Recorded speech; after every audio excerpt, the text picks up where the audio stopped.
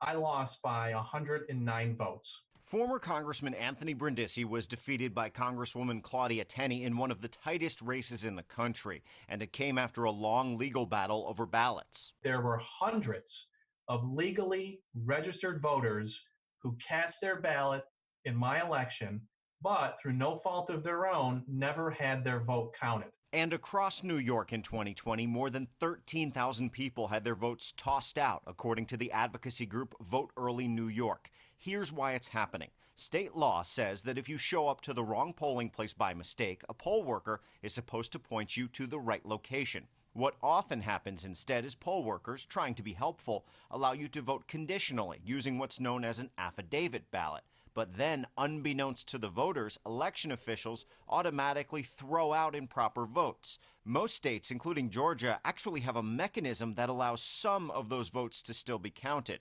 It's a particularly big problem in New York City, including in Assemblyman Robert Carroll's Brooklyn neighborhood. Sometimes the polling place that's across the street from them isn't the polling place they're supposed to go to. Carroll is pushing legislation to stop so many ballots from getting thrown away. And in general, New York has steadily been working to fix its archaic election laws that disqualify tens of thousands of voters every election for one reason or another. Just yesterday, Governor Cuomo extended voting rights to people on parole. We still have a long way to go. In recent elections, we've documented how New Yorkers have issues with early and absentee voting, registering, and slow counting. So we asked those pushing these smaller reforms, why not just rebuild New York's voting laws from the ground up? There is a benefit to looking at the small changes we can make that have massive impact.